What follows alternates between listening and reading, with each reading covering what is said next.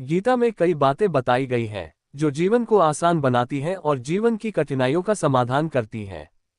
गीता का सार इस प्रकार है। गीता में भगवान कृष्ण ने अर्जुन को जो ज्ञान दिया था वह गीता में बताया गया है। गीता में बताया गया है कि क्रोध को खुद पर हावी नहीं होने देना चाहिए। गीता में बताया गया है कि मन बहुत चंचल होता है और उसे योग और ध्यान से वश में किया जा सकता है। गीता में बताया गया है कि मनुष्य को हर दिन आत्मचिंतन करना चाहिए। गीता में बताया गया है कि पवित्रता, शक्ति, अनुशासन, ईमानदारी, दयालुता और निष्ठा के साथ जीवन जीना चाहिए। गीता में बताया गया है कि कर्म योग, ज्ञान योग और भक्ति योग का उपदेश दिया गया है। गीता में बताया गया है कि लोक में जितने भी देवता हैं वे सभी एक ही भगवान की विभूतियां हैं। गीता में बताया गया है कि मनुष्य के सभी गुण और अवगुण भगवान की शक्ति के ही रूप हैं। गीता में बताया गया है कि मनुष्य को कभी भी अंत तक स्वधर्म नहीं छोड़ना चाहिए।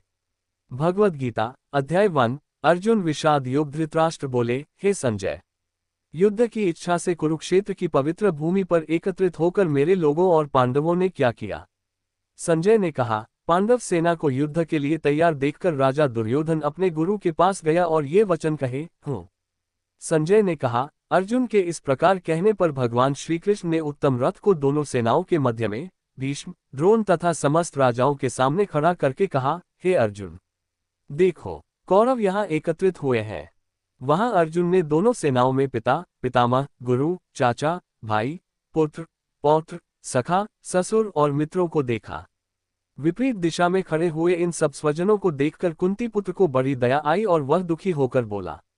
अर्जुन ने कहा, हे कृष्ण, युद्ध के लिए उत्सुक यहाँ एकत्रित मेरे इन स्वजनों को देखकर मेरे अंग शिथिल हो गए हैं और मेरा मुख सूख गया है।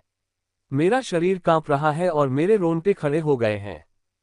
मेरे हाथ से गांडीव धनुष छूट गया है और मेरी त्वचा में आग लग गई है। मैं अपने आप को स्थिर नहीं रख सकता, मेरा मन चक्कर खा रहा है। हे केशव, मैं अशुभ संकेत देख रहा हूँ। हे कृष्ण, मैं अनेक अपशकुन देख रहा हूँ और समझ नहीं पा रहा हूँ कि युद्ध में अपने ही लोगों को मारने से क्या लाभ होगा।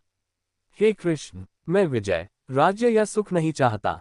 ये राज्य, भोग या जीवन भी हमारे किस काम के हैं। जिनके लिए हम राज्य, भोग और सुख चाहते हैं, गुरु, पिता, पुत्र, दादा, मामा, ससुर, साले, पौत्र तथा अन्य संबंधी, वे सभी अपना धन और प्राण तक त्याग कर युद्ध के लिए तैयार खड़े हैं। हे मधुसूदन, मैं इनको नहीं मारूंगा, चाहे ये मुझे मार ही डालें, फिर भी तीनों लोकों के राज्य के लिए तो क्या इस पृथ्वी के लिए भी नहीं मारूंगा। हे जनार्दन, धृतराष्ट्र के इन पुत्रों को मारने में हमें क्या आनंद हो सकता है। यदि हम इन अपराधियों को मारेंगे तो पाप ही हमें लगेगा। अतः हमें अपने स्वजनों अर्थात धृतराष्ट्र के पुत्रों को नहीं मारना चाहिए, क्योंकि हे माधव, अपने ही लोगों को मारकर हम कैसे सुखी हो सकते हैं। यद्यपि लोभ से ग्रसित बुद्धि वाले लोग कुल के नाश में कोई बुराई नहीं देखते और मित्रों से बैर करने में कोई पाप नहीं देखते, फिर भी हे जनार्दन, हम लोग जो कुल के नाश में बुराई को भली भांति देखते हैं, इस पाप से क्यों न बचें। कुल के नाश होने पर उसके धर्म भी नष्ट हो जाते हैं, जो अनादिकाल से चले आ रहे हैं।